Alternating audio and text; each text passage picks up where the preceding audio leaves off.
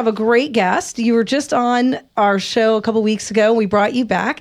Welcome, Michael Calder, for the books you wrote on RFK versus CIA, JFK versus CIA, and we're giving you 2 hours to go over these great books.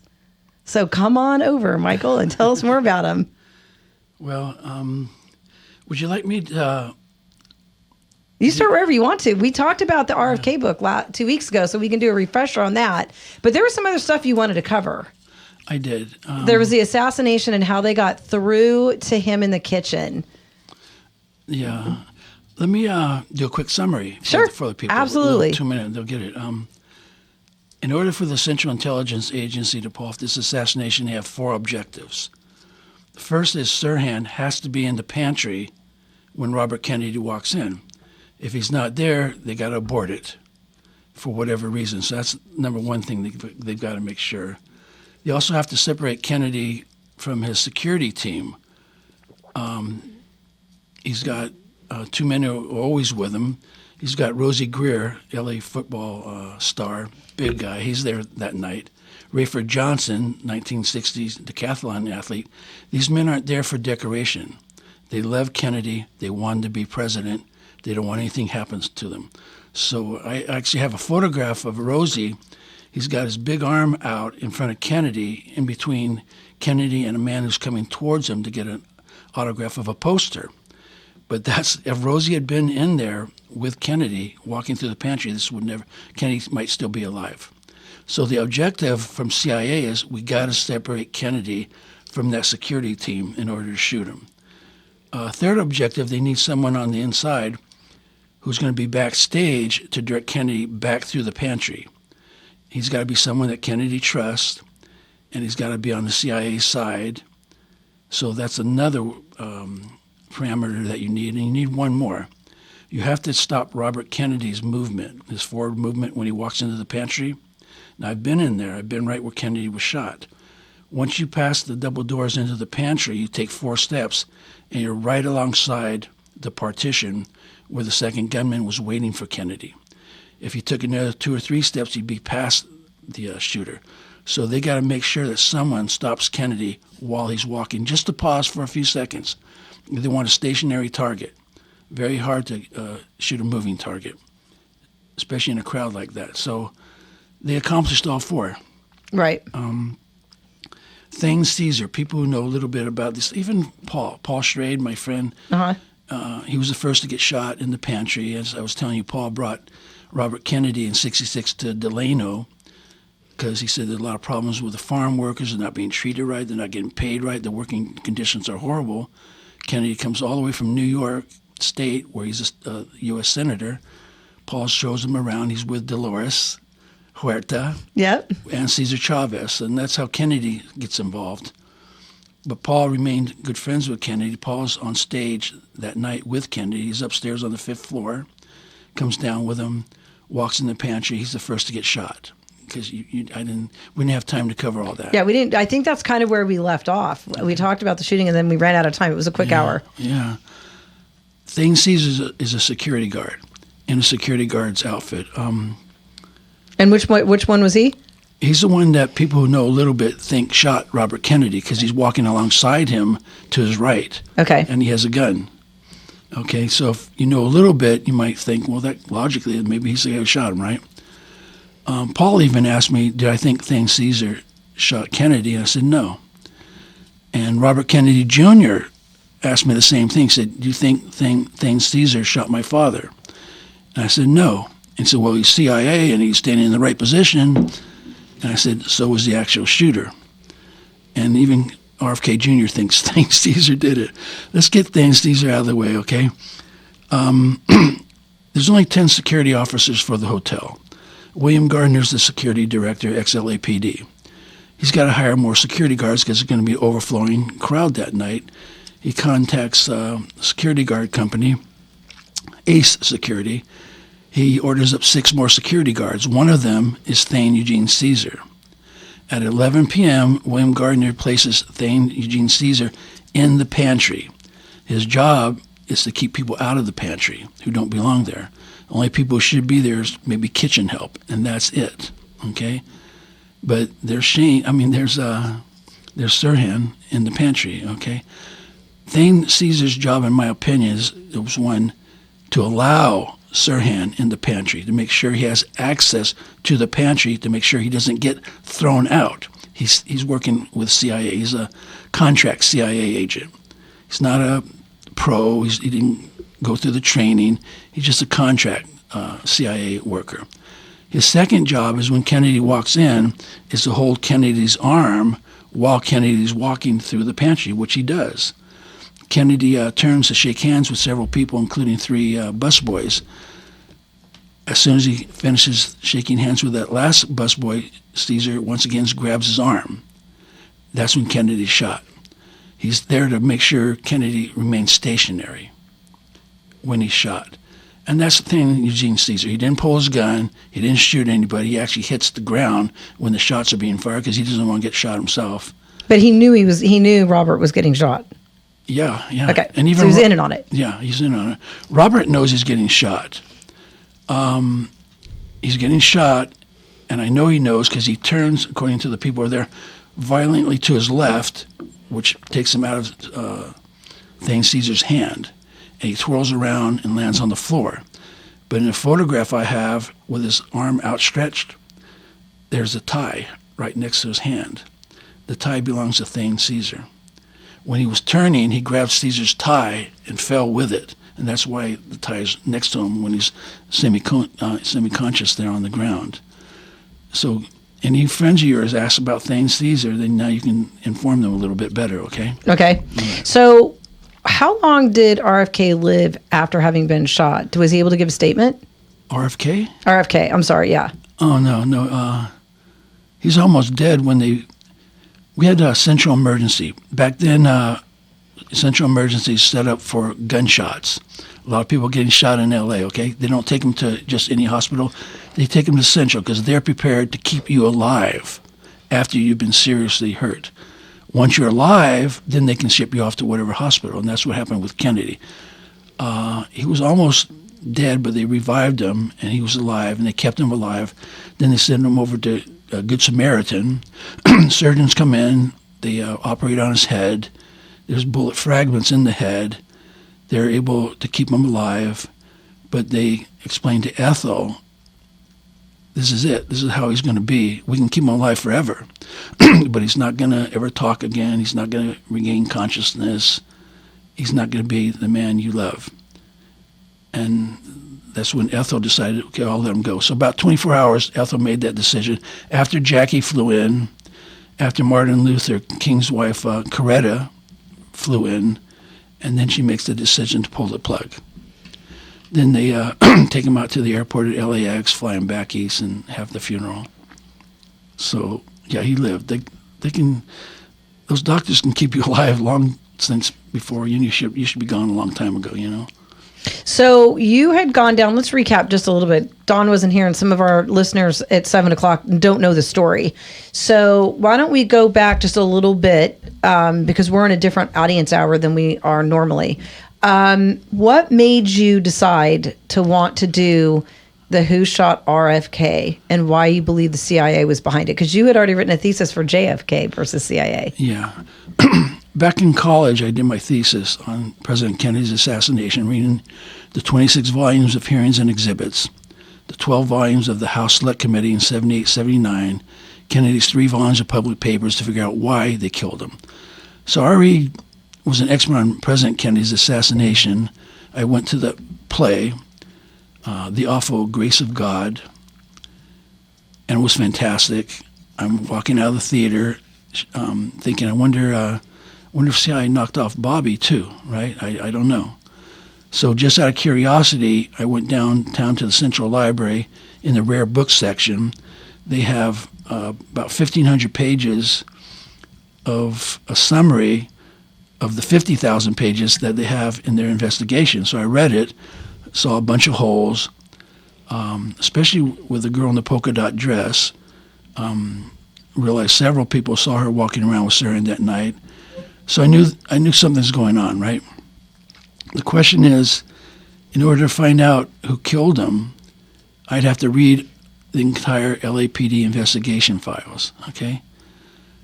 And I didn't want to do it. It's a lot of work, right? And then I shamed myself into doing it, as I told you when we first met, thinking, the sacrifice Robert Kennedy did. He doesn't have to run for president. He knows the people who killed his brother, they didn't disappear. They're still there. In fact, they're more entrenched. There's a possibility they might assassinate him. But, the Vietnam War is going. He's the only politician who wants to end the Vietnam War in '68. Nobody else does at this point. Racial strife throughout from '65 to '68. He wants to solve that. There's a lot of problems he wants to solve for the United States. He loves the country, right? Right. So it turns out he loved the country more than he loved his life, actually. He rolled the dice, got shot in the head, died at 42, and here I am too lazy to find out who killed him because I'm really good at this. And you didn't want to read 50,000 documents. No, absolutely not. But you did anyway. Oh, yeah. Oh, yeah. So let me ask you, when you did your thesis on JFK in college, why? Because you had your professor, you wanted to investigate, you wanted to write your thesis on what? You wanted to write it on what I knew. I spent a year reading those 26 volumes and everything else because I got 4 classes that I got to go to, right? And right. It's Berkeley, okay? It's not junior college. So I spent a year doing that, and I figured out how they killed him, and I figured out who killed him, and that's what I wanted to write about because that's what I knew. But because I was a social science field major, the professor in charge of theses said, you can write about it, but I want you to write about on why he was killed, which I had no idea why. And I thought to myself, well, let Kennedy tell me why he was killed. So I read his 3 volumes of public papers, compared to everything he was doing on a week-to-week basis with the news magazines, especially U.S. News and World Report, but the Wall Street Journal and the other magazines. So reading Kennedy's speeches, his press conferences, the legislation that he's trying to do, I would read that, and then I'd read the effect that the news magazines are reporting. And back and forth, back and forth, and finally I just saw a cause and effect happening. Kennedy would say he wants to close 50 bases overseas. We don't need them. They're too expensive. Well, then I read about it in U.S. News and World Report saying he's putting us all in danger, and the generals are saying, well, no, we got to keep those 50 bases open. That went on for 3 years. So you see cause and effect. Right. And the cause and effect is why they killed him. So why did they kill Bobby Kennedy? Same reason. It's going to be JFK over again, except this guy's coming after them. Okay, because they killed his brother. He's going to appoint another attorney general, and that guy's going to find out what the Warren Commission didn't let us know. But at that point, Richard Helms is director of the Central Intelligence Agency. In my thesis work, I nailed Richard Helms as the architect of President Kennedy's assassination when he was deputy director for plans. That's head of all covert operations. By '66, he's now director. '68, Bobby's running for president. You think Helms wants to go to prison? No, he needs to get rid of it. And Bobby, when I'm going over these LAPD documents, they've already decided to kill him between 64 and 66. He's on a hit list. Should I tell you about that? Yeah. Okay. Don, you got any questions?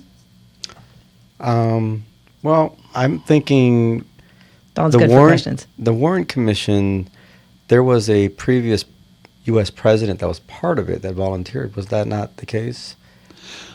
Ford is a congressman. Okay, but there was a general World War II president who was a general. It's not Patton, is it? Oh, it's Eisenhower. Eisenhower.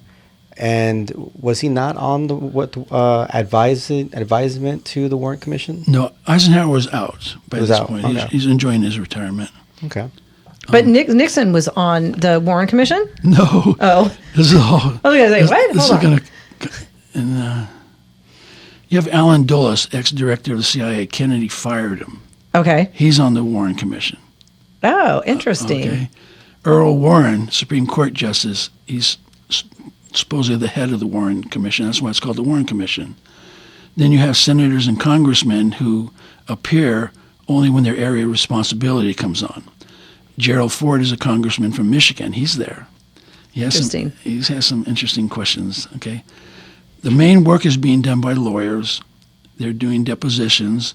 The first 16 volumes is people coming in and the lawyers asking them questions. Marina Oswald, she's the first witness. Okay, the rest of those volumes are Dallas police reports and FBI reports. And when you read those, you really know what's going on because those reports are taken the same day. When someone gets an affidavit of someone who sees Kennedy shot, I get to read that affidavit. Did you read any affidavits on the doctors that worked on Kennedy? Yeah, sure. Because I saw a whole thing. There was something I was watching off of Paramount Plus, and they did a whole thing on the Kennedy assassination. But what they did is they interviewed all the doctors that worked on him. There were 8 of them, and all of them were told they could not to talk to reporters, not to talk to anybody, because their story did not match the evidence of what happened to Kennedy. And they had said that they did not, there was an entrance wound in the front of his head, which would have been the exit wound in the back of his head, which was larger. That meant he was shot from the front, but that didn't follow their narrative, so they wouldn't let any of these doctors be interviewed.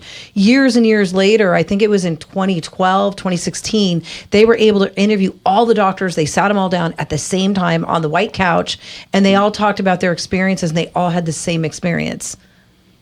Wow. In that first hour after the assassination, there's a press conference. The doctors are speaking on television. Right. It's the last time they spoke, though. Yeah.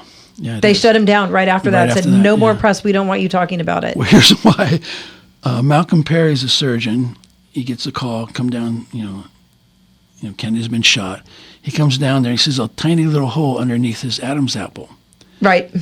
And he recognized it as a bullet wound, a wound of entrance. So he takes his little scalpel and he opens it just a little bit to put a tracheotomy in there. So he's telling the press, because they're asking him, and he says, it's a wound of entrance. And they're asking, well, which way the shots come from? And they said, well, the shots were coming at him. Now, at that time, it doesn't mean anything until you see the Zapruder film and realizing shots coming at him are coming from that overpass and the grassy knoll. It's not coming from 100 yards behind him. Right. Okay. So Malcolm Perry is saying, no, it's a wound of entrance right here. Kenneth Salyer, that's in my book, he says to the Warren Commission, he looked at Kennedy's wounds, and there was a wound in the right temporal area and a large gaping wound in the back of the head, which is what you just described. Right. So yeah, they're giving all the truth right at the time, but then they're told to dummy up, and they did. Yeah, they never spoke. Malcolm Perry never spoke again. Nope. Eventually, he left from Dallas and went to New York, and he never spoke about it until they all did this interview. They all got together and they did this interview. You've got to see if you can find it and watch it. And it was interesting because I watched it literally 2 months after I was just in Dallas. And I was staying with Dawn's sister, and she and her son and daughter took me to the actual the exhibit that he did, the building that he was shot from, the position he was shot at. And I'm looking at it, and I'm like, and I didn't really study a lot of it, and we all knew the story. But I'm looking at it, and I'm like, there's just no way. And they said, oh, well, the tree was much fuller, and they show you all the pictures. And I'm like, how could he possibly have shot through that tree? Well, he didn't. He didn't. It was an impossible shot to have shot him. But they have a whole propaganda museum machine. Yeah. Still, I mean, I went there too. I've just gotten to the point where I've always been very curious, actually, of this whole thing. It never made much sense. Well, I actually had a friend who I don't know. I'm curious of the legislation, because I have a friend who was from Iran, and he thought that there was something to do with legislation there. But I don't know, you went through legislation, you said you went through lots of different documentations. Because it's interesting, we're back here today, and we have an Iranian conflict, right? But this goes way, way back. I don't remember any Kennedy mentioned anything particularly about Iran. Okay. Back then. All right. But coming out of the war and essentially shutting down the military bases around the world was controversial. That's just one thing. That's just one. Okay. Okay. There's 50 things he did. That what he's in his 3 years, he's alienating the military, the CIA, and the economic elite of the business community. The business community wants him out as much as the military does, but for business reasons. Military wants him out because he actually thinks he's a national security threat. CIA wants him out because he found out they're assassinating foreign leaders the world over against his specific orders. He's not about to have the agency buck him, and not Kennedy, okay? Right. So by the end of 61, he's had it with the CIA. He fired the top 3 men, put in someone who wasn't from the CIA in charge of the CIA, but what the CIA did was they kept all the secrets from him. We don't find that out until 75, and they asked this new secret. So they have a new director, but they have an acting director or some sort of like...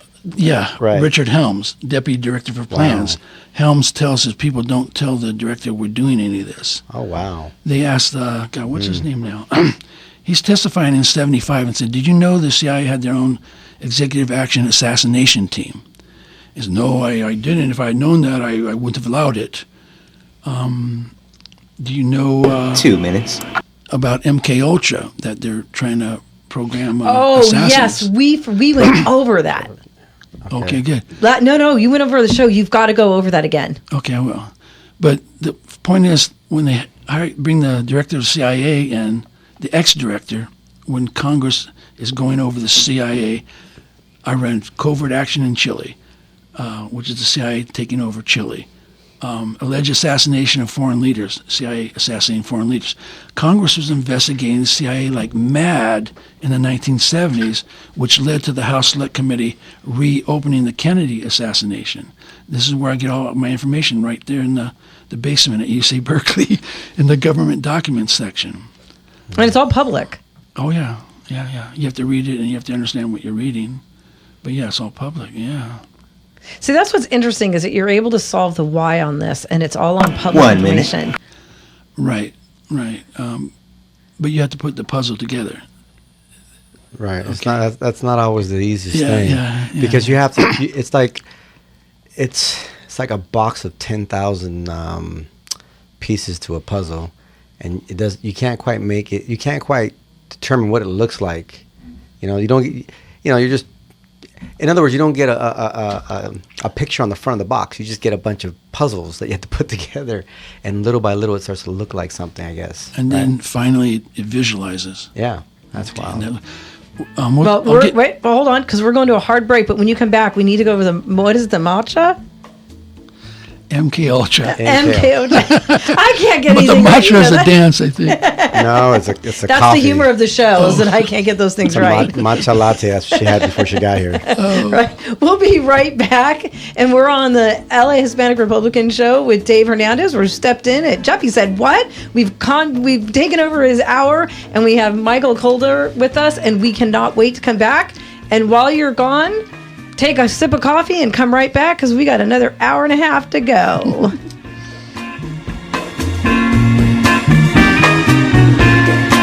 Hijack David's show, and we're back to Michael Calder with his book JFK versus CIA. And then you can find these books at JFK, V as in Victor, S as in Sam, CIA.com. And he's selling them direct. And let's support this great author.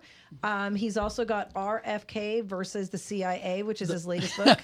The murder of RFK. I'm sorry, the murder of RFK. Sorry. Interchangeable, huh? Yeah, well, because they're so exciting. So when we went off on our break, we talked about MK Ultra. So let's go over that real quick. Don already knew what it was. I had never heard of this prior to you being on our show a few weeks ago. So let's dive into that. And then Don had this great question he asked you, and I go, wait, let's save it for the air. So let's cover the MK Ultra first.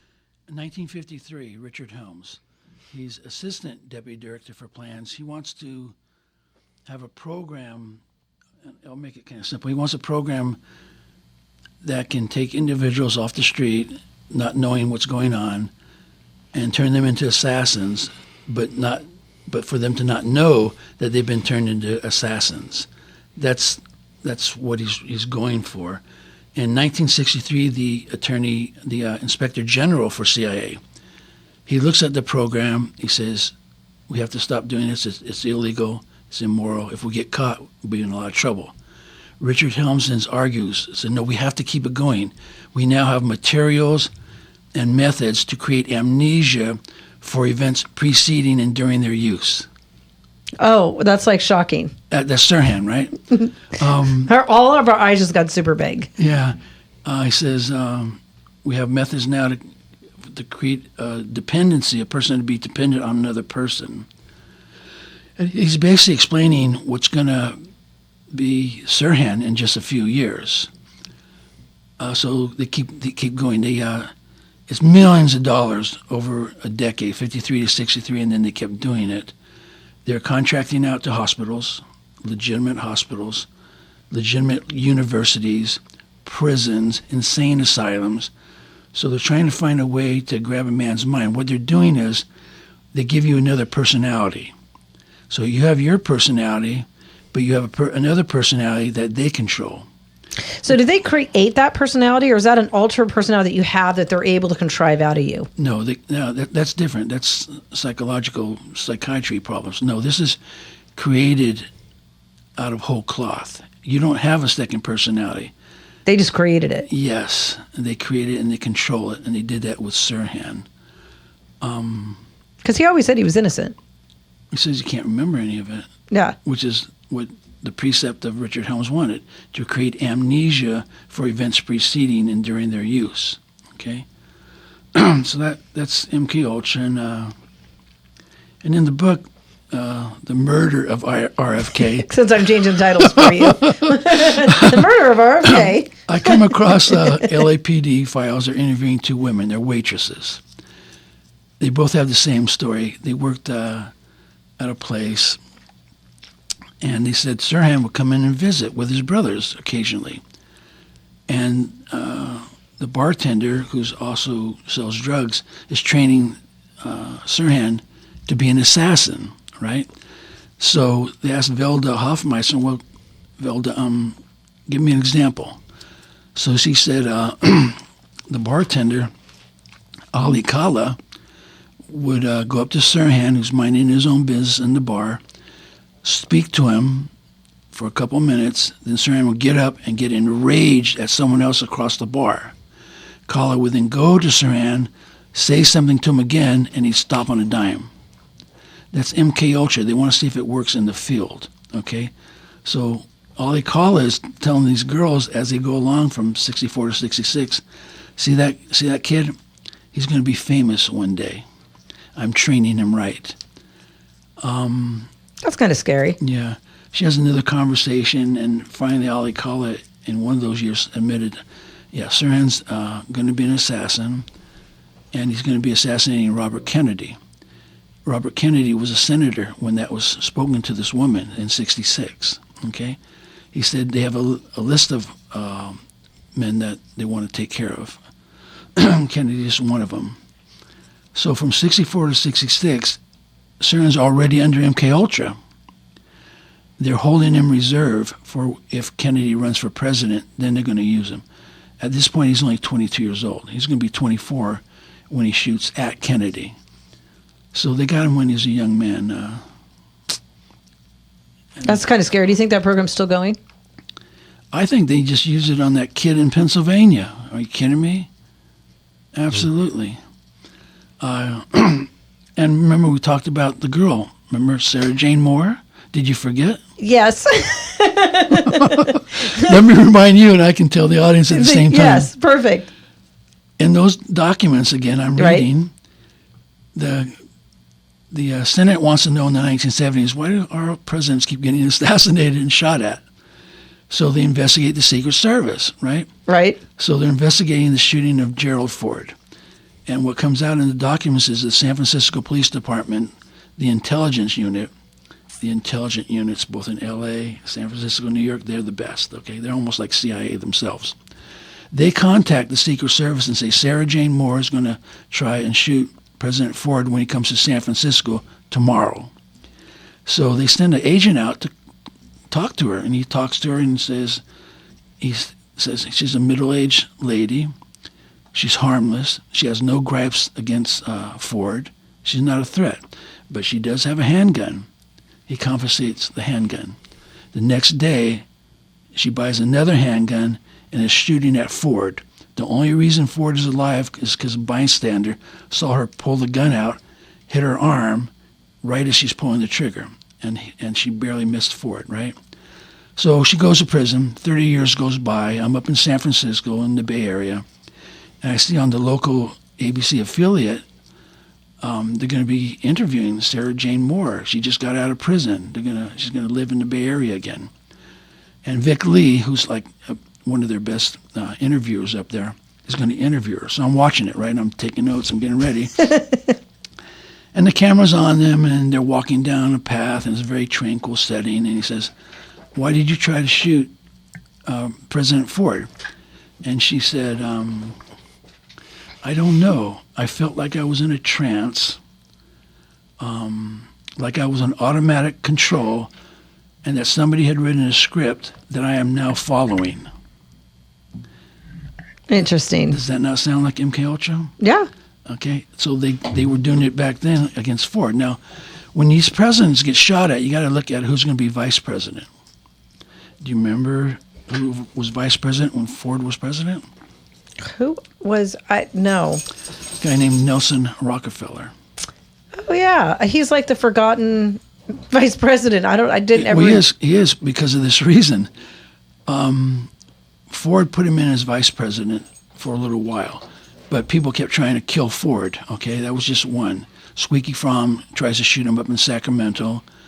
After Sarah Jane tries to kill him, there's another assassination tip in New Orleans. They get a tip that someone sees a white guy with an afro up in the rafters of a church that Ford is going to go speaking to. They surround the church. They don't capture the guy. But that's 3 assassination attempts right there. And then Ford, someone must have told him David Rockefeller is trying to put Nelson into the presidency.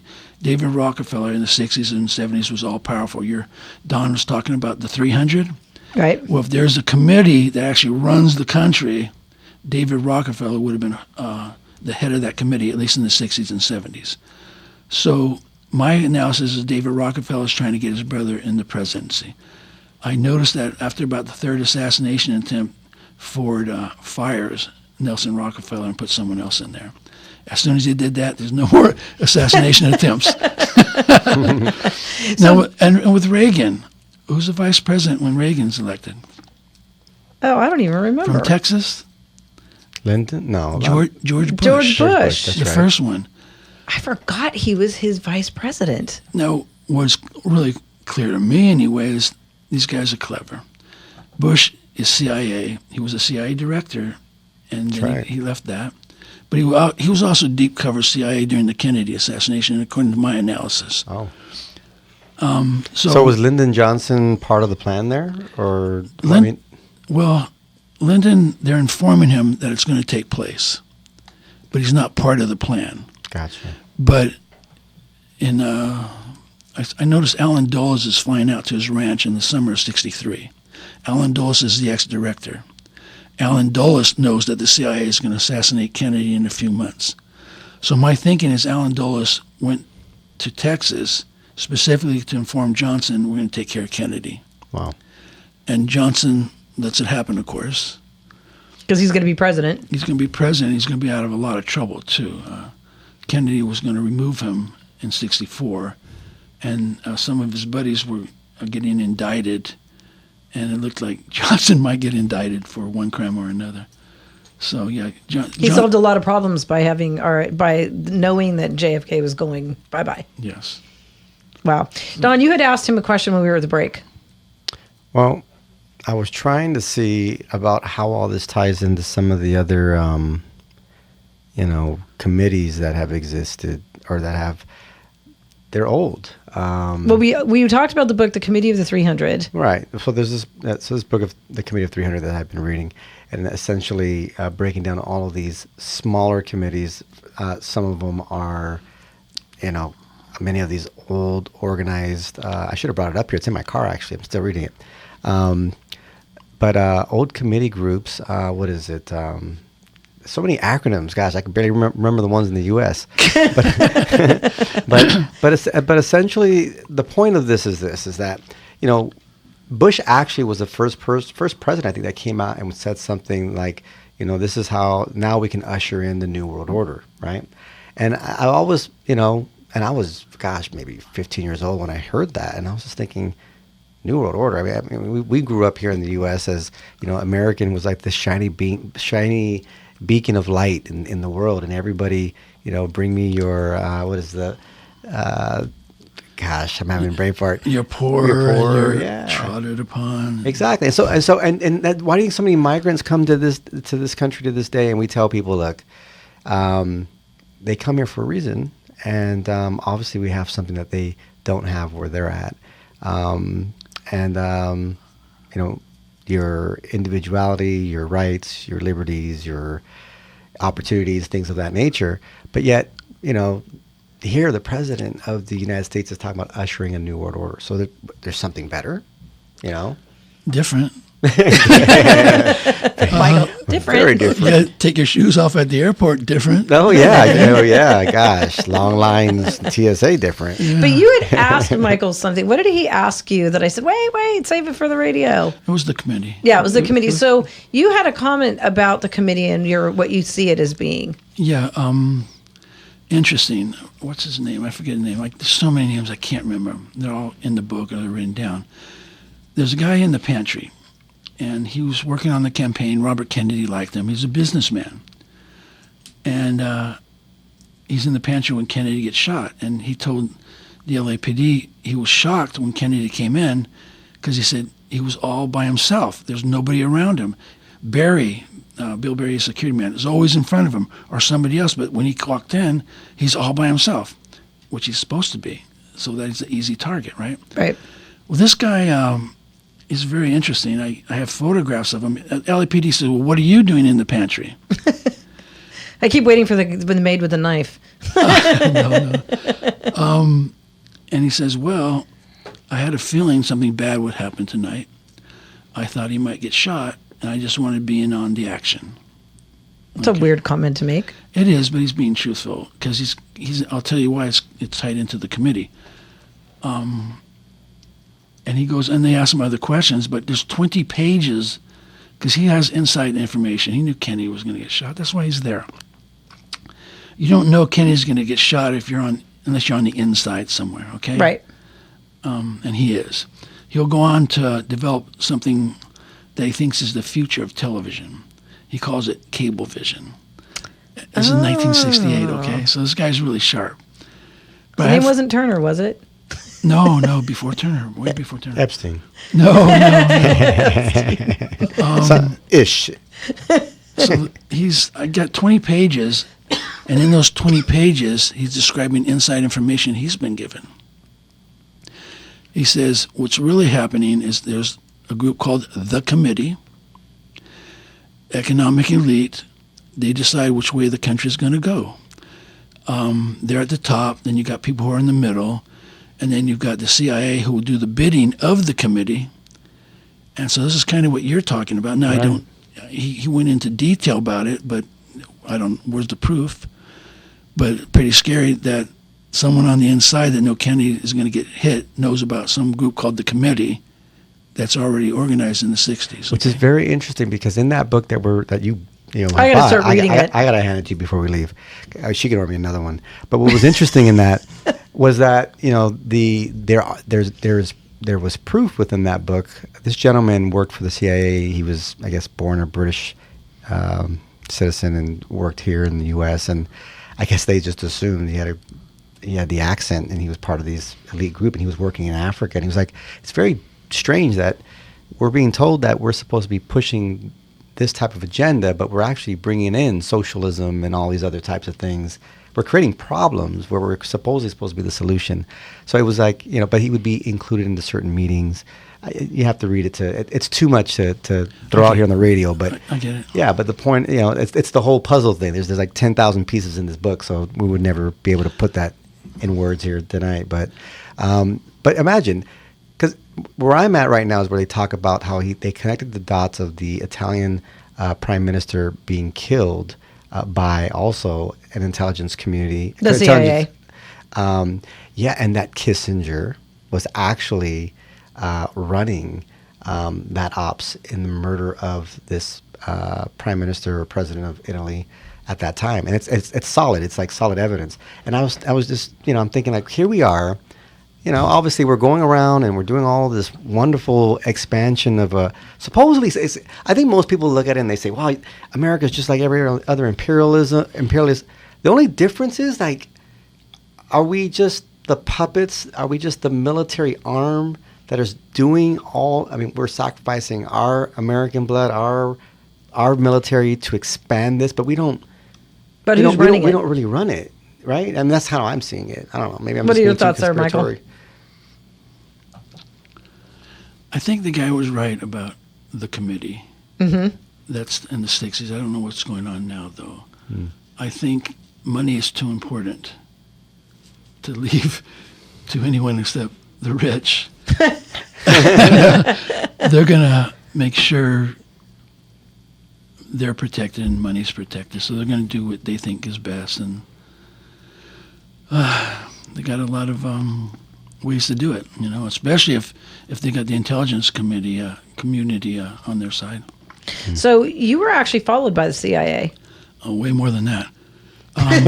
Jesus Christ. Oh, you mean, what we talked about last time? Yeah. I was thinking about afterwards. Well, we need to talk about afterwards. We never got to that. I don't want you to get nightmares, though. Yeah. We won't get nightmares. You're We gonna- had Jeffy? Scotty the You Kid got on. Rin Tin Tin somewhere. Rin Tin Tin's under the table. Okay, he can protect you. Yeah, right. Wait, what was I going to say? Unless they MK Ultra him, then you're done. And This go guy- for the dog. They can. This guy I was talking about, though, So let's follow up, because these listeners have no idea. They didn't. I don't know if they listened to our show a couple weeks when you were on. So when you were writing and researching the book JFK versus CIA, doing your thesis, you had mentioned that you had some people following you, and you felt like you were being followed. And sure enough, it turned out to be CIA agents that were following you. I'd finished Berkeley. I'm in San Francisco. I want to get back to L.A. Got to make some money. So I gave a 2-week notice, right? And right away, as I'm walking from the bus stop up to my bus stop to take a bus back home to Pacifica, which is just south of San Francisco, I notice these two guys on different days watching me. And I give one guy the nickname the Professor and the other guy Sarge, right? The Professor, I would hit the street and then I'd look up, because I'm always very observant, whatever I do, and I see a guy halfway down the sidewalk just standing there. As soon as I start walking, he starts walking towards me, then we cross. On the next day, I go up to the corner and I see Sarge is there. He's got a newspaper, but he's not actually reading the newspaper. He's using it as a prop. I can tell he's not reading it, because when you read a newspaper, you're concentrating and your eyes are moving. That's not happening. So I'm seeing this guy standing on the corner using it as a prop. I get on the bus. He can't see me once I'm on the bus. I look back at him, folds up the paper, and walks away. I see these guys all week, right? So I know they're watching me, and think, who's watching me? I did write the thesis on The weather. So on Friday, I meet my replacement. And back then, I'm so excited. I just read the 26 volumes. I had to tell everybody everything I know. I must have driven a dozen people crazy. And so I'm doing the same thing with this guy. And then I finally say, hey, have you ever seen any CIA agents? And he looks at me surprised. And I tell him about the Professor and Sarge. He says, I'll walk with you. So we start walking, and he puts his shades down because he's cool, and it's hot out. And we're walking, and I make sure I'm looking straight ahead when I tell him it's the Professor. Professor walks past us. We get to the bus stop. He says, you're right, that guy was checking you out. I come to work Monday. The first thing he does, before I can even have some coffee, is I was at the Flower Mart, and I saw the Professor. The Professor actually owns the Flower Mart. The Flower Mart is 2 blocks away from where we work. So immediately I know he's CIA. I don't say anything. At lunch, I go to the Flower Mart. I talk to 2 women employees. I give them a description of the Professor.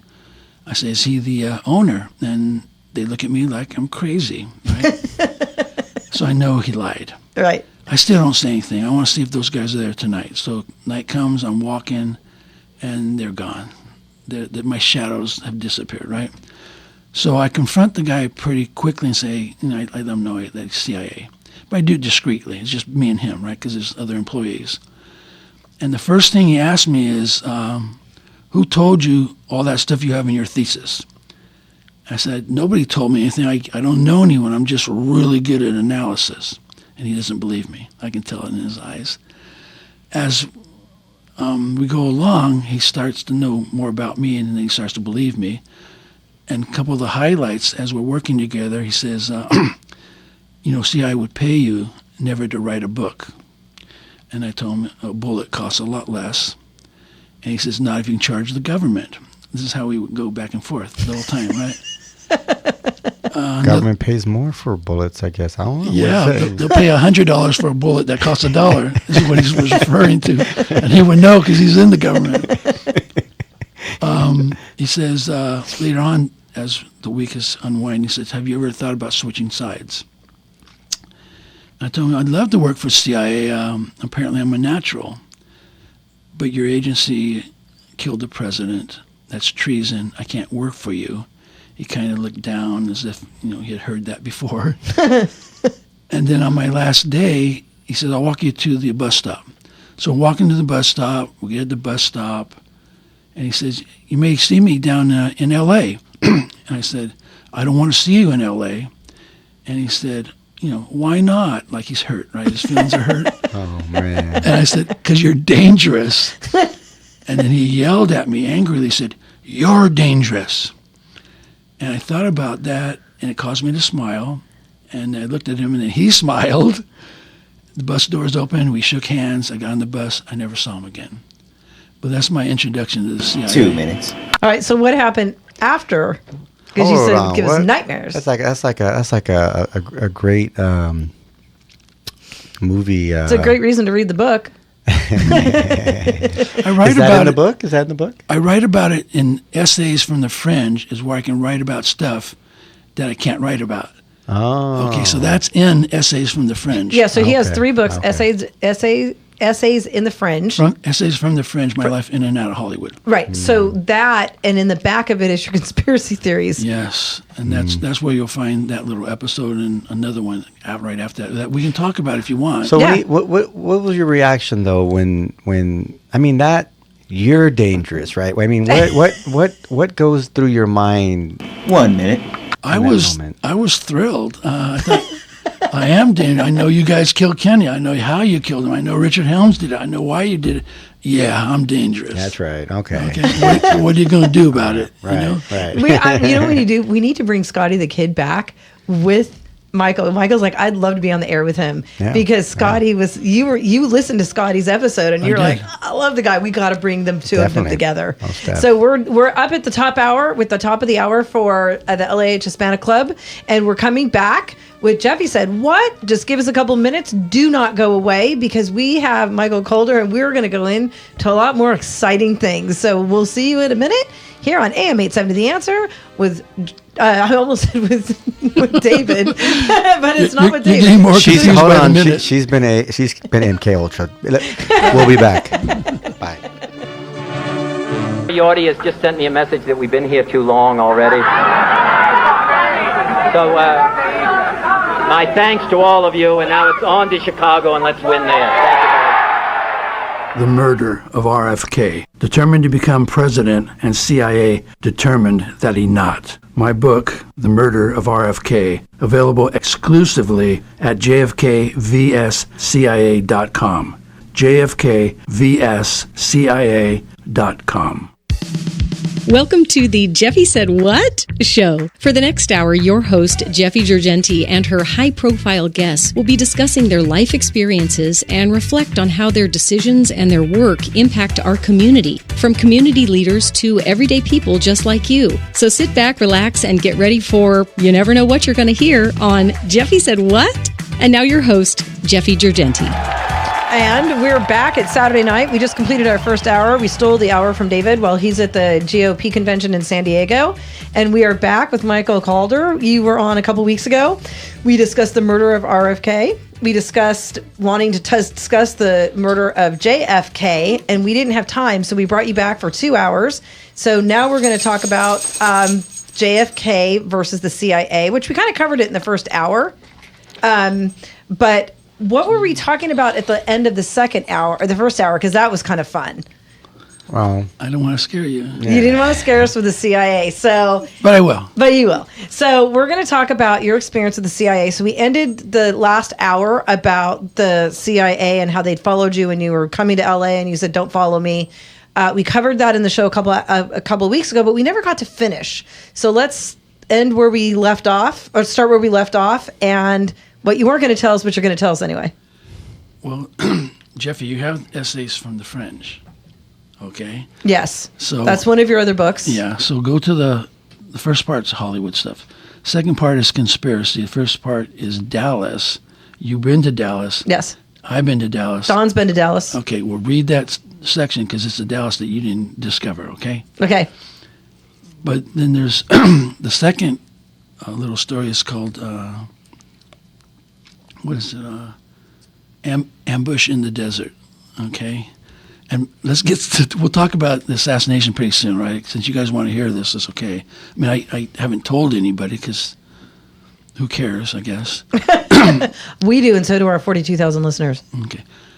I write the book goes out, and nothing's happened to me. I expect something to happen to me. It's a pattern that the CIA does. There's at least 24 witnesses who died between 66 and 68 who are citizens who are murdered by CIA from what they saw and what they did.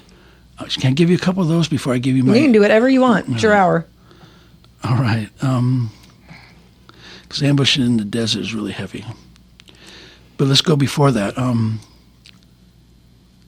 Penn Jones owns a newspaper in Midlothian, Texas. He keeps seeing these articles of people dying in Dallas. And they all have a connection to the assassination. For instance, the taxi driver who picked up Lee Harvey Oswald. He tells the Warren Commission Lee sauntered up to the cab, wasn't in a hurry, asked if the cab was taken. He said no. Lee got into the cab in the front part where the passenger seat is, which is acceptable. Before they can take off, a little old lady comes up and says, driver, call me a cab. Lee says, here, you can have this one, reaches to open up the door of the cab. The driver takes off. This is like 15 minutes after the assassination. The cab driver takes Lee to a room where he's renting a house that he's renting a room in. The point is, that's not what an assassin does. He doesn't kill someone and you're trying to leave the area. You don't casually ask to get in the cab, and you don't tell a little lady you can have this cab, right? He dies in a traffic accident in December '65. The cab driver. Yeah, first cab driver in Dallas to die on duty since the 1930s. Who else do we got? We got Lee Bowers. When you were in Dallas and you were at the Texas School Book Depository, as you go down Elm Street, you look up a little bit, there's a building, it's 14 feet high. It's the railroad uses that. And Lee Bowers was a switchman for the railroad because there's these trains that go along Daley Plaza. And he's testifying, and he tells the Warren Commission, well, I saw these two men down by what becomes the grassy knoll. It's not called that at that point. And they're watching the motorcade come down Main Street. And the lawyer said, well, were they still there when the president's car got on Elm Street? And he says, well, one of them is in the bushes, and the other is standing outside the bushes. The guy in the plaid shirt is in the bushes. And he's about to elaborate, and the Warren Commission lawyer changes the subject entirely. Huh. Lee Bowers dies in a traffic accident, one car traffic accident, no other vehicles involved, in '66. There's a guy, he's standing in front of the Texas School Book Depository. Shots are being fired. He runs across the street, gets a cigarette out of his pack of cigarettes, lights it, and sees a man, as he says, combusting out the back entrance to the School Book Depository. He had told the FBI that the guy was Lee Oswald. Well, it's not Lee Oswald, but it's someone who looks like he's Lee Oswald, right? This guy dies in '66 as well because he saw what is possibly the real guy who's shooting from the Texas School Book Depository exiting it. For Lee, police officer Marvin Johnson throws down his motorcycle, runs into the Texas School Book Depository, going up the stairs, sees swinging doors, goes through the swinging doors, sees a man, pulls his gun on the man, and the man is Lee Harvey Oswald. He's at the Coke machine in the lunchroom a minute and a half after the shots are fired, okay? So how can he be up on the 6th floor firing when he's on the 2nd floor, right? And the cop said he wasn't out of breath, he wasn't nervous. So Roy Truly comes in, he's the manager, and Truly says, no, he's okay, he works here. They continue up to the roof. Then Lee leaves the lunchroom. A woman sees Lee walking by towards the front door and comments on, I hope JFK's okay, that the wounds aren't so serious. And Lee mumbles something, but she says he has a Coke in his hand as he's walking out the front door. Okay? This is the assassin, the President of the United States, right? So Lee's going out the front door, and eventually he's going to catch that cab. Okay, but there's another guy who looks just like him who's running out the back entrance. There's another guy. He's a salesman, downtown Lincoln Mercury. There's someone who comes in and tests a red Comet Caliente. He's going 70 miles per hour. He's scaring the salesman to death. He says his name is Lee Oswald. The salesman writes Lee Oswald on this little card he has. He'll be back in a couple of weeks to buy the car. But it's an Oswald impersonator who's impersonating Lee in those 2 weeks, because Lee never learned how to drive a car. Interesting. Right? And this guy dies in '66 as well. He hooked up the exhaust, or however they do it when you try to kill yourself in the car, right? Whatever that's called. So that's how many people, right? 1, 2, 3. That's 4 right there. Right. There's 24 like that, and Penn Jones is chronicling it. Okay, so I know that when the CIA wants you out of the way, they'll take you out of the way. Okay, right. It's not just presidents; it's regular citizens. So when I wrote my book, they're coming after me. They're stupid if they don't. I'm the first one to actually show why he's killed, right? And so it's July 4th. Do you want to hear this? Yes. Yeah. Don, you want to hear this? So far we haven't talked anything about the assassination. So I like to drive places that I've never been to. Okay. Just to look around. Half the fun is just going there, right? So I've never been to Laughlin, Nevada. Excuse me. So I drive to Laughlin, Nevada. Really hot. I'm 30 miles from Laughlin. I'm 30 miles from some little dinky town behind me. And I see a car coming up from the rear, and he's going really fast. I check my speedometer, I'm going 90. There's nobody there, right? And he's catching up with me, and I'm going 90. So he passes me, and I see it's 2 Caucasian guys, young guys. Their car gets ahead of me. The passenger drops something out of his car, and it hits the pavement and flip-flops like one of those gyroscopes, and is right in the path of my car. I have really fast reflexes. I turn the car to the left. I miss the object. I get the car back straight so I don't tip over. I see a guy on the left going the opposite direction. He's standing outside his car, at the back of his car. I know something's not right because it's like 110, 115 out. You don't pull your car over and get out of it, not on the freeway like that. I look in the rearview mirror. He's running across the highway to retrieve the object that the other guy had just dropped in front of my car as I'm going 90 miles per hour, okay? Okay. That was the CIA thanking me for that book, okay? I get to Laughlin, and I think I can't get to a hotel. I'm going to be killed if I go in a hotel room, motel. So that night, I parked my car, and it's in Essays from the French. That's what I'm telling you to read it. Right. I parked my car, and I back it up against a wall in an outside parking lot of a hotel, and I just slept in the car. Sort of slept in the car that night. At 6 a.m., I drove back home. When I got home, I knew what they did. I expected it. I got on the computer to this website that's a JFK assassination website, and I wrote, nice try on July 4th, but unfortunately, I'm not Lee Bowers, and none of you are in the same league as William Harvey. William Harvey was a sharp CIA. So I just let them know that I knew, and I don't care, I won that one. So that's in a bunch of stories like that are in Essays from the French, okay, a lot of them. But what do you want to talk about now? So let's get into the assassination of JFK, because we didn't talk about that on the last show. that you were on, and then we just kind of covered a lot of different things the first hour. So let's cover the book, the JFK versus the CIA. Okay, great. So why did they murder him? First is national security. It starts with the Bay of Pigs.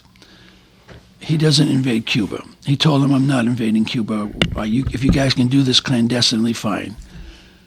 But when he fails to, when things are falling apart, men are getting shot, getting captured, the CIA is putting a lot of pressure on him, and is the military.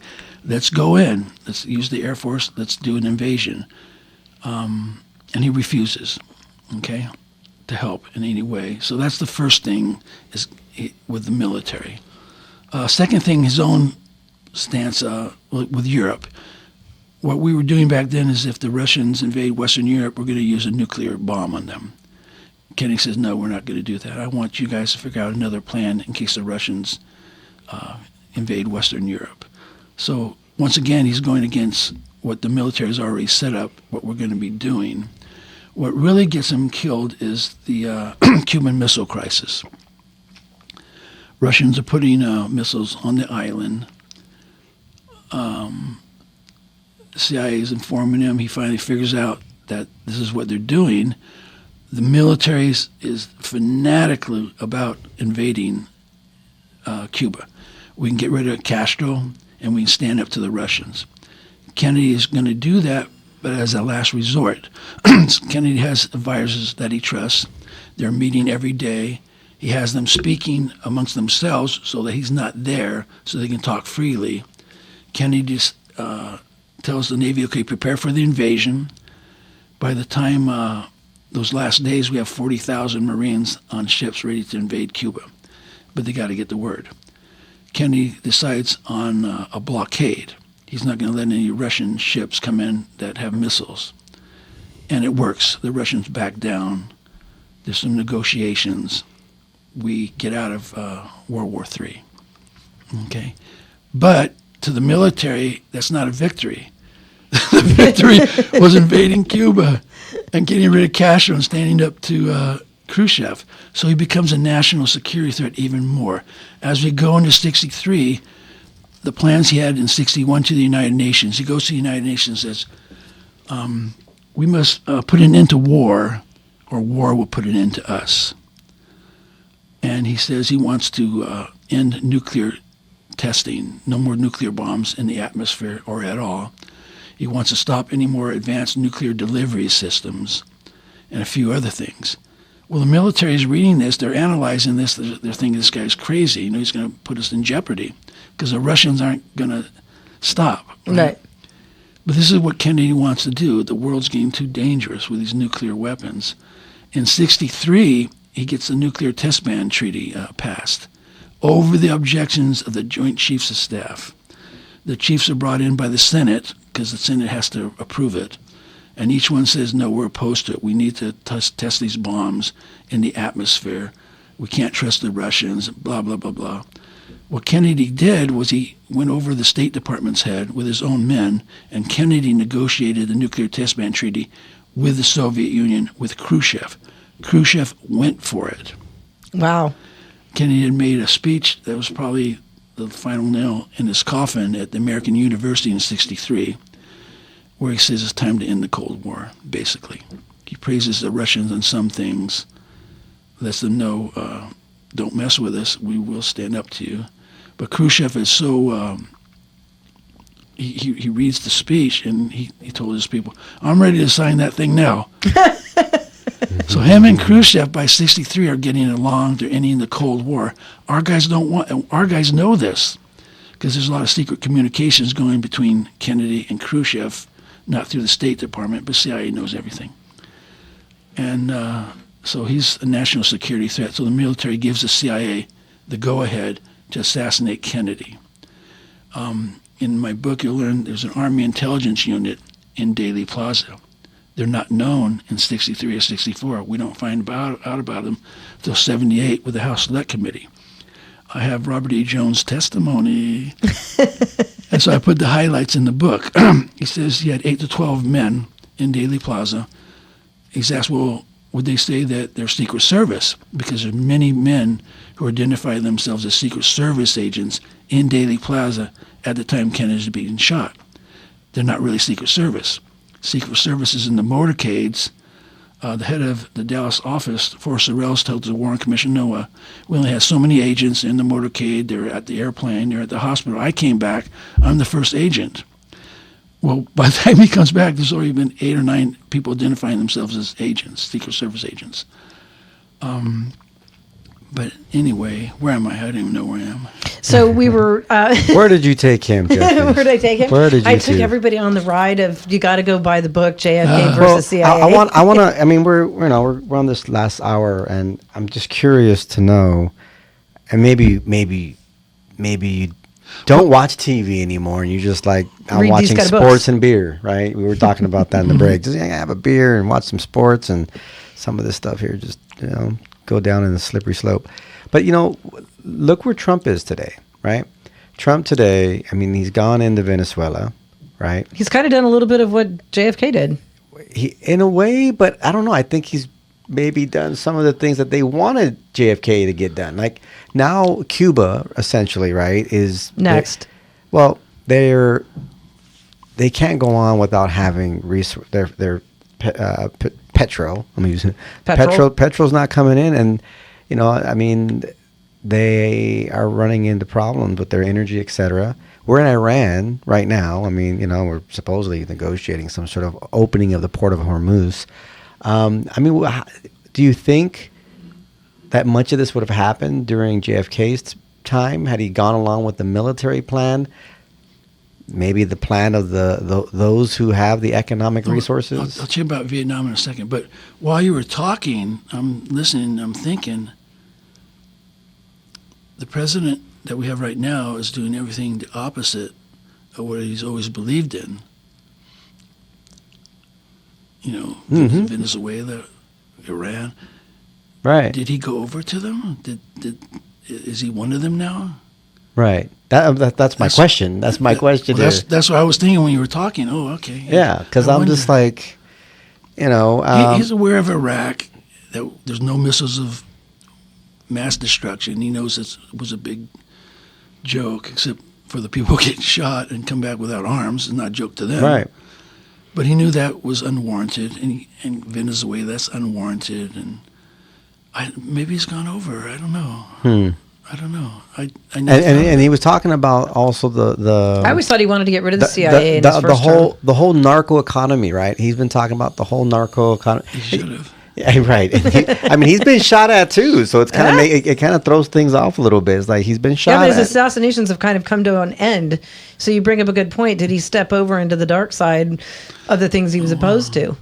See, I thought it was because the guy he put in as head of CIA is just really terrific. And this guy is keeping a lid on CIA.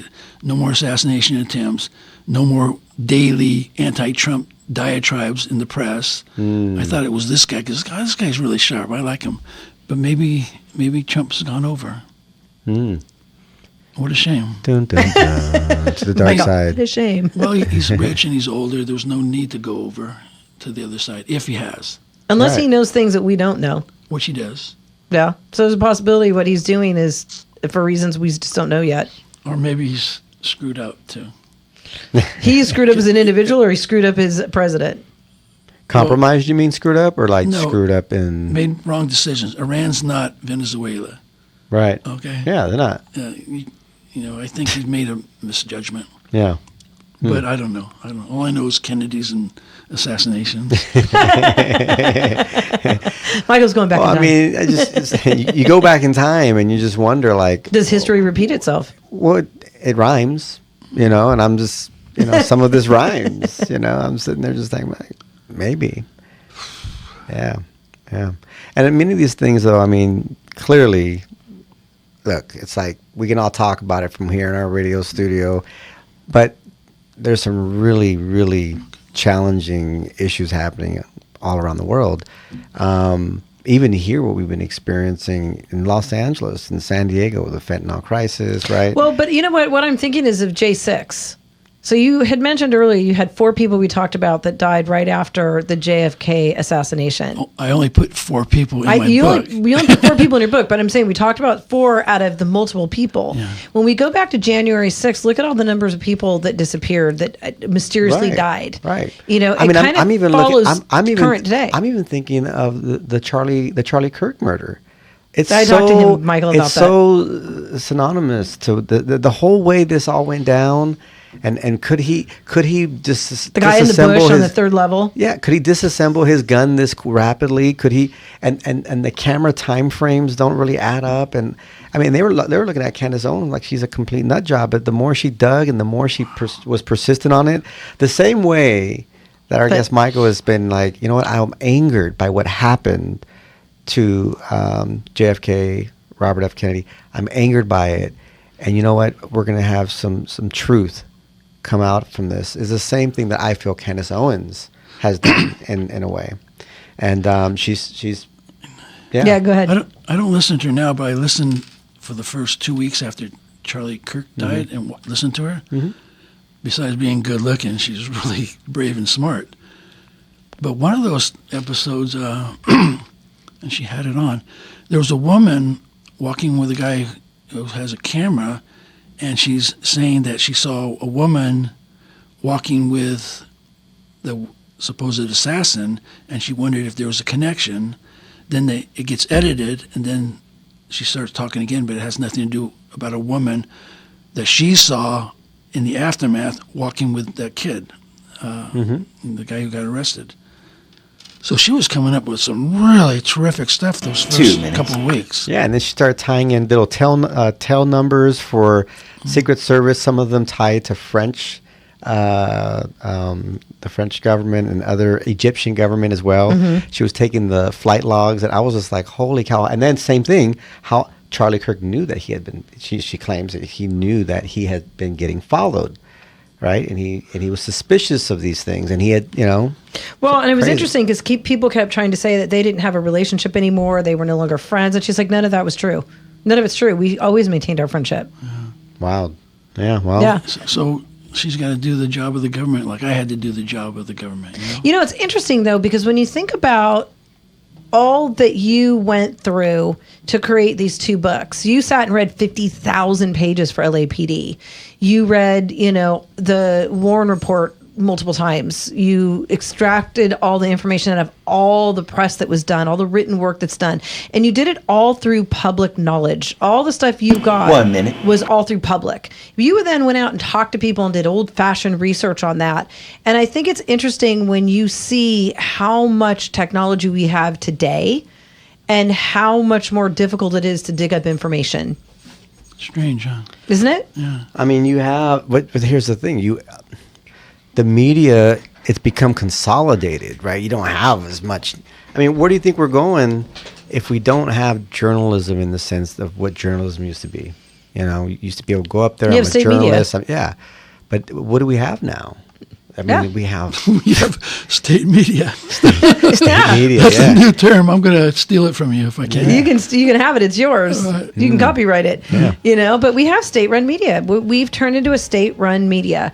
And when you look at all the channels on TV, they're all running the exact same story. And I don't care if it's CNN. I don't care if it's Fox News. I don't care if it's Newsmax, ABC, CBS. They all seem to be running the same exact story, the same exact footage. It's unbelievable. But we're up against a hard break. We're going to come right back. You're listening to Jeffy Said What on AM 870 The Answer with Don Monroe and our lovely guest, Michael Calder, with his books, JFK versus the CIA.com. Go pick them up now. They're fresh and ready to be shipped out. And we have them, and we need to start reading them because they're just way too good. We'll be right back. With this new We're back with Michael Calder with his book, JFK versus CIA.com. Go pick a copy up. They're like $29. And if you send him an email with that, you might even get an autograph. So while we were off mic, we were talking about the things that are similar to what you did in the research of your books. And how you did it all through public record, and how you have someone like Candace Owen who went after the facts on Charlie Kirk. And we were talking about why we were on air, but as we went off air, we had some backdoor conversations about how, Candace Owen had a threat on her life for bringing up these facts, and she actually had facts. And Dawn, you made a comment that she had receipts. Yeah, she had it written down. She had notified the Trump administration that she was getting viable threats against her life for digging these things up. And it's interesting how I was saying when we went to break that all the news outlets seem to be telling the same story, and we joked about it being state media. And it's really not a lie. It's like they're all telling the same story. They just put their own little twist on it. Can I elaborate on that? Sure, of course. This is a year or two ago, but every day there was another anti-Trump thing going on. But I hear it from CNN and MSNBC. The problem is they're saying the exact same words in the same sentence structure. Right. The problem is you have writers in Atlanta and you got writers in New York. They're not going to come up with the same words in the same sentence structure every day, Right. That means it's coming from a central source, not CNN, not New York. It's got to be coming from CIA. The Committee 300,000. The Committee 300. CIA. We're back to that. The CIA has to be have their own cadre who's coming up with this.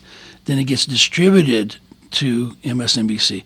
It gets distributed to CNN. Then it gets distributed to all the people that want to put on their weekend no Kings BS and shut down I mean, freeways how around do the you, how do country. you pay to keep all those fancy lights and studios going when no one's watching that stuff? Everyone's sitting there watching TikTok and YouTube. YouTube, Instagram. Instagram. Yeah, they're Everyone's on social media. That's the media they're consuming. I mean, how do they keep it going? And obviously all the weather people too. You can't tell the weather. You were going to say I something. mean, Michael? no, it's like a fashion show. That's why I'm just like dang, I know.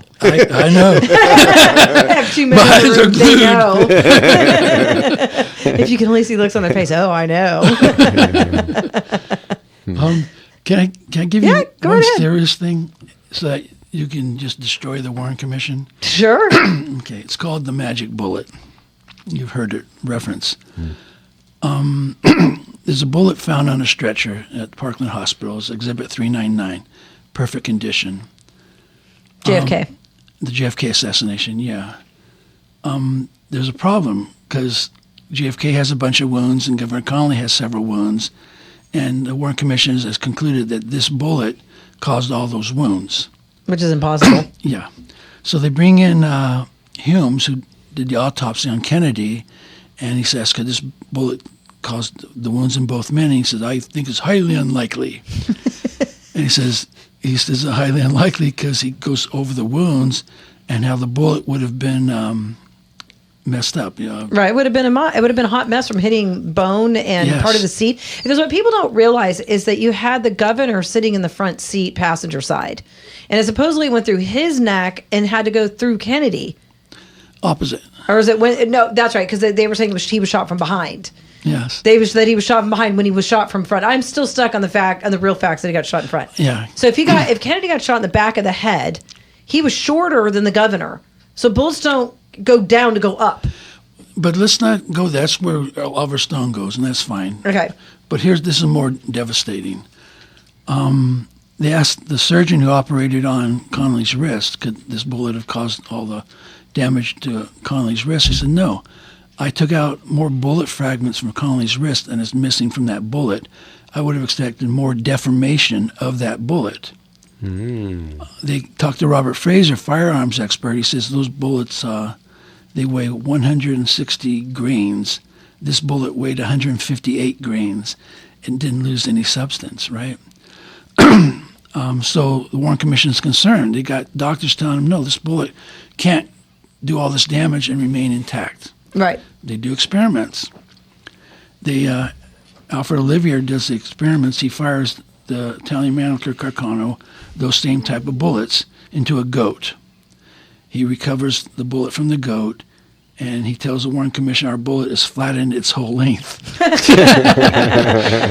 But, they want to try it again, so they shoot it into a wrist of a cadaver. He tells the Warren Commission the nose of the bullet is, flattened. Right. As one would expect. Yeah. So that bullet couldn't have gone through both men. Now, here's the key. FBI checks the bullet, ballistics, and they find that it was fired from the Italian Mannlicher Carcano that Oswald supposedly ordered. Well, you just have a double framing. You have, if the bullet was put there to frame Oswald, but it fits the rifle that Oswald supposedly used, that means the rifle that Oswald supposedly used is also part of the frame-up. Right. So that's the short version of the magic bullet theory, if anyone comes across Does it. that mean there's two rifles? Oh, that's a big deal. Two men find the rifle in the sniper's nest. They find one rifle, but I'm saying there could be this. Well, here's what's going on. They find a 7.6 German Mauser, really good rifle to use to shoot people with. But they're not supposed to find that rifle. That rifle is at the other end of that floor on the opposite side, and it's hidden, really well hidden underneath these boxes. They're not supposed to find. That's the rifle that's used to shoot Kennedy. They're not supposed to find that one. Bureau of Alcohol and Tax people come running in right after the shots. Trouble is, in '78, when the Bureau of Alcohol and Tax people are contacted, they said, we didn't have any Bureau of Alcohol and Tax people on that trip with Kennedy. They're not there. So these aren't really Bureau of Alcohol. They're CIA, Right. using Treasury ID. They're supposed to square that rifle out of there, but they didn't. They couldn't find it. Wow. It was too well hidden. So now you got a problem. That's where the Italian Mannlicher Carcano comes out. Fortunately, that was a backup rifle that CIA ordered in Oswald's handwriting, sending it to supposedly Oswald's P.O. box in Dallas. But there's Because they always send rifles to a post office box. especially in Texas, Wouldn't fit in mine, but well, in Texas, They have a space on the side for oversized, Jeffy. It's going to get to you. Don't worry about it. now that rifle was sent up to the FBI, and Sebastian Latona examines it. He tells the Warren Commission, I examine all parts of the rifle. There's no fingerprints on the rifle. so how is it that he would have shot him without leaving fingerprints? You can't. 'Cause Exactly. Yeah. Oh, he wore gloves. Oh, okay. So they They sent didn't it have back rubber gloves back then. They sent it back down to Dallas. The newspapers report for a week there's no fingerprints on the rifle. On the 29th, Dallas sends Latona a fingerprint. It's Oswald's. They say, Oh, we found one. Yeah, we actually took it off the gun before we sent it up to you. So We just cleaned it and wiped it before we want to make sure. Like, how does that work? Wow, we didn't find it. Oh, that's right. We cleaned it before we sent it to you for fingerprint analysis. Let me tell you about the rifle, okay? All shots are fired within 6 seconds. You've got the Zapruder film. Cameras run on a certain. They know how fast cameras run, Right. and they divided the Zapruder film up into frames. So the first frame, they figure when the shot is first fired. Oh, that was a crazy. Yeah, go ahead. Sorry. Don's excited. Okay, good. Last frame is frame 313, head exploding, which means he got shot in 312. So they do some subtraction, and they find out all shots are fired within 6 seconds, period. That's what you're working with. Trouble is, it's an Italian Mannlicher Carcano from 1944. Bolt action. You have to fire it, do the bolt, eject the bullet shell, put another bullet in, and do it again. You have to do that 3 times. You can't do that in 6 seconds. Exactly. FBI takes it out, Robert Frazier again, and 2 other agents, Cortland Cunningham and Charles Killian. Charles takes 9 seconds to fire those 3 shots. Cortland takes 7 seconds. Frazier fires it in 6 seconds. They check the target 30 yards away. They miss the target with all 3 shots, all 3 of them. These are expert shots. So they look at the rifle and they find that the scope is off. So they want to know, was the scope off when Oswald was using it? So they order another Italian Mannlicher Carcano from Klein's, check that scope. It's off the same degree as Oswald's. Frazier says to hit Kennedy, Oswald would have had to fire 6 inches above the president and give a 3-inch lead. Because he knew that as someone who doesn't know how to shoot a gun. Right. And be cross-eyed. I'm kidding. Throw that part in there. So the rifle doesn't work, okay? Right. So we got a rifle that you can't hit anything when you're looking through the scope. That doesn't have any fingerprints. Yes, exactly. And shoots perfect bullets that go through people with no Mars. And yeah. And then Oswald orders to the rifle. So if you read my book, I take apart the Warren Commission piece by piece. Oh, do I ever? I used their own Word words. by word. I used their own words. And the Italian Martin was a very good rifle, and the use of the 4-power scope really helped Oswald. That's what they say, right? And then I'd say, well, this is what happened when they experimented with the rifle. So it was a lot of fun destroying the Warren Commission. Then I got to show why he's killed, and then I go in the timetable, exactly how they're going through with it. What about the Zapruder films, right? Didn't those end up going into a special like military camera developer company, and there were some discrepancies. They felt like that this was cut, snipped, and edited. Was that ever something that you came across in your? Well, someone sent me the Zapruder film at the time, but I got some kind of high resolution one that nobody else has. So they were doing me a favor. Mm-hmm. I guess That's a nice favor. Yeah, but they did it anonymously. So I see the whole thing. You have this Zapruder film. Forrest Sorrells of the Secret Service takes it. He makes copies, gives it back. Then it ends up at a place that you're talking about over the weekend, but that place is CIA. Mm-hmm. So CIA got it over the weekend. Whatever they did with that, perhaps, because what happened is the car stops in the middle of the street. Will Greer's the driver, and we wonder why he's stopping the car, right? Because bullets are coming in. When you guys look at the Zapruder film, the one you say, the car doesn't stop. It never stops. It just keeps going. Right. So somebody's messing around with the Zapruder film. Yeah, that's what I was gonna get to. It's like, yeah, it's a lot of different cooks in the kitchen there. But when you think about the Charlie Kirk murder or assassination, it was an assassination, and you had all those cell phones out videotaping. Right. Yeah, we only saw like 6 versions of it. We don't get to see anything. So my question is, what happened to the 3,000? I mean, they had like 3,000 people there, but that's got to have at least 3,000 phones. And out of the 3,000 phones, not everyone was texting a friend. I don't think everybody was recording, but of the recordings that they've been able to get out of there, There hasn't been that many. Oh, We don't see them. I think there's been enough. There's been enough to show that this guy couldn't have shot him off the roof. Yeah. Right. I wanted to talk about another shooting. Okay. Gabby Gifford. Oh, we haven't talked. We've never talked about that. That was an interesting shooting. It was. Gabbard. She was the senator for Arizona, and she was shot, and they tried to murder her.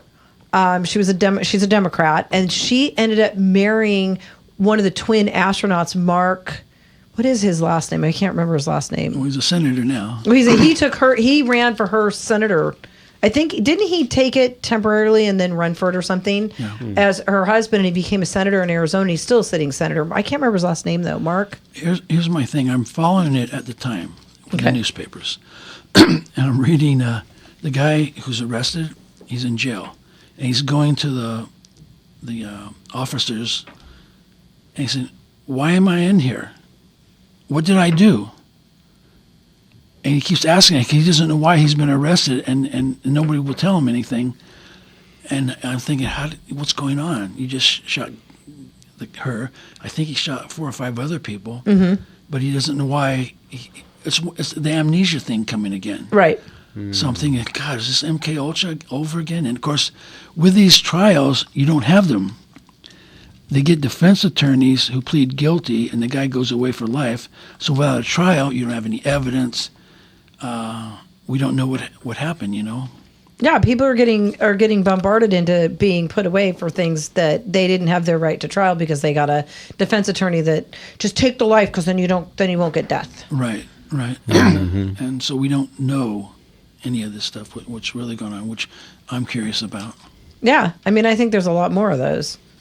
I mean, I when you think about the fact that, I mean, after Reagan, I don't think anybody else had any threats against them, had they? Were there any other attempted assassinations after Reagan? Presidents? Mm-hmm. I think they're all being threatened at some point. No, but I mean, active assassinations. I think Reagan was the last one, Yeah. besides all that has gone on with Trump. Yeah. And it's kind of weird that they missed him. What I don't like is the blackouts. We have a complete blackout on the guy who shot Charlie Kirk. We don't know anything.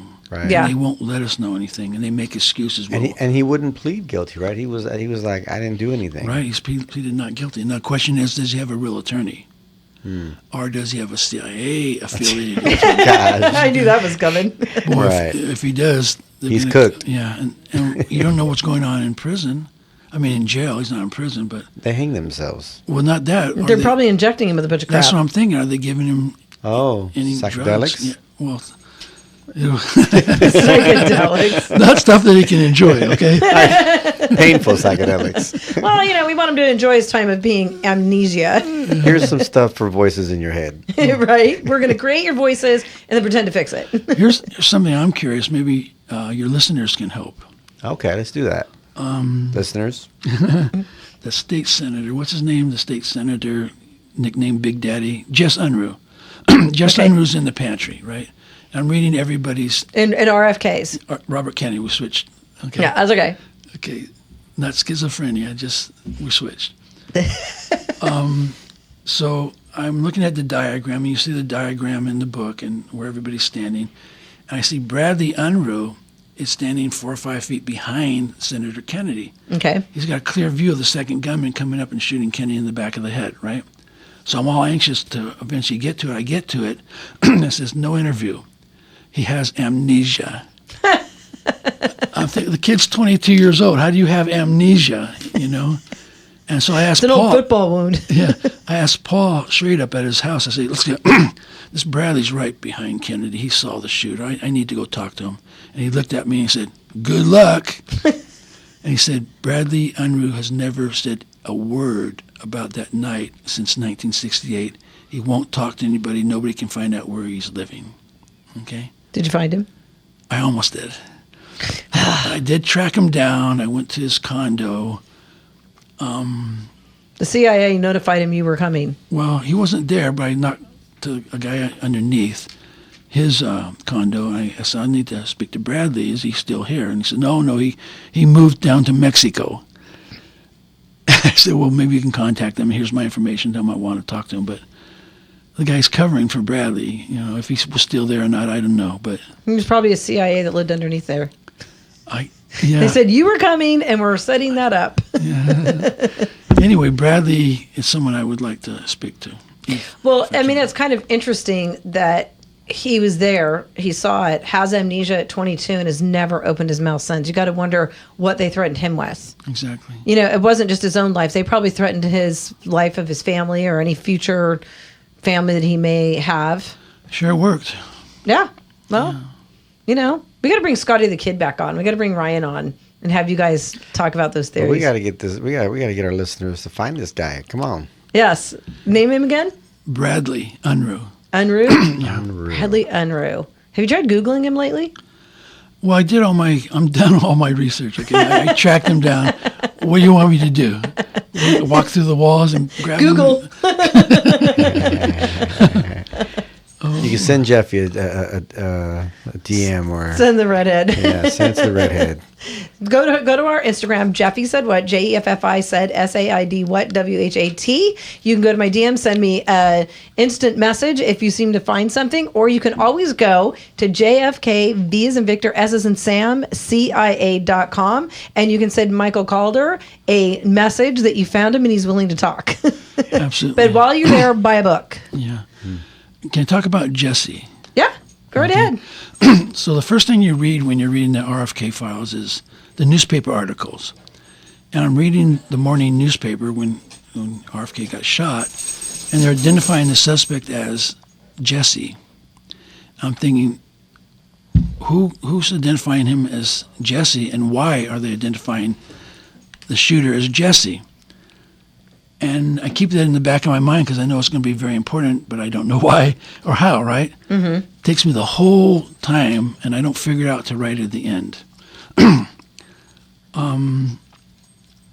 Saran's being interviewed in those early morning hours. About the third interview, he starts talking coherently. The first interview, we can't understand him.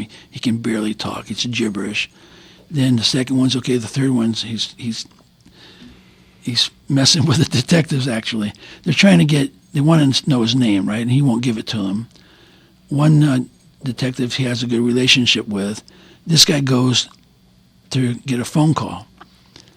And he comes back, and Sirhan's saying, well, is this guy coming back? Because it took a while.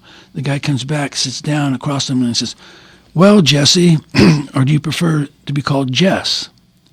Well, somebody just told the detective that the suspect's name is Jesse, right? Mm-hmm. So as we go through the files, LAPD wants to say, well, who was the source of Jesse? And it was Jess Unruh. Okay? Oh, wow. Yeah.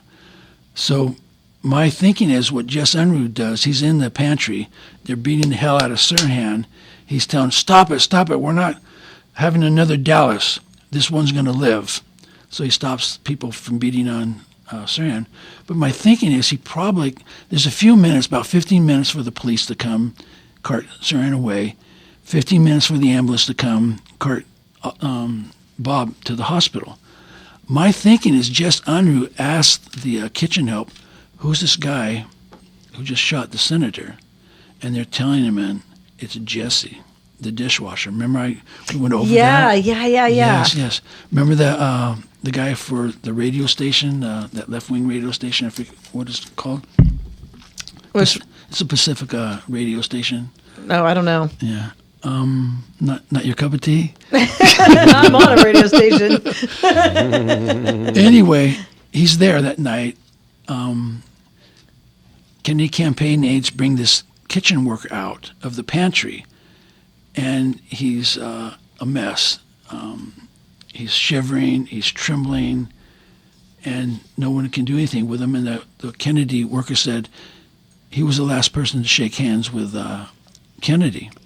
So our guy who goes up, who's the radio station that I forget, starts to talk to him, and the guy blurts out, he goes, I was talking to him.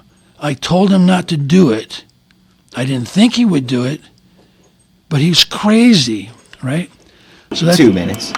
That's an indication that this guy knows the shooter. You don't talk like that unless you know the shooter. He had a prior conversation with the shooter about shooting Kennedy. Well, the only person he's going to have that type of conversation with is another coworker. Right. So my analysis was that the shooter is working in the kitchen as a dishwasher. He's there to rehearse the assassination, but especially so he's not thrown out of the pantry on the night of the assassination. Sirhan was tossed out twice by 2 different Kennedy aides. So you're not supposed to be there. But the guy works there. Right. What are you going to do? Tell him, sorry, you work here, you can't be here right now? Right. I mean, you can, but... It was his day off, Right. So that, Well, when we interviewed you the first time, you had talked about the fact that 1 minute. it was hard to get a job in the kitchen, and somehow he miraculously shows up. Yeah, a guy who looks just like Sirhan tries to get a job in the kitchen, but turns out he's not in the union. The union person who puts people in the kitchen says, I can't help you. You're not in the union. They have a fight.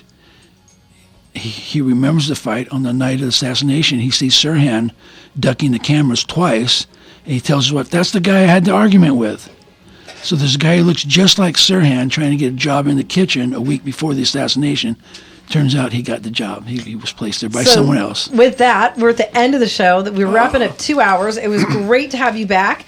If you want to know more about what goes on with the real life story of the murder of RFK and JFK vs. the CIA, then you need to go to JFK, as in Victor, S as in Sam, CIA.com and buy a book for $29. You're supporting a great man who spent a lot of time going through all public records and documents. Michael Calder, thank you so much for coming back, and we can't wait to have you on, and we got to see if we can arrange it with Scotty the Kid. You both can come back and we can talk the current conspiracy theories of today and how they related to yesterday. So thank you all for listening. We'll see you next week here on Jeffy Said What on AM 870 The Answer with Dawn Monroe, and we'll see you all quite soon.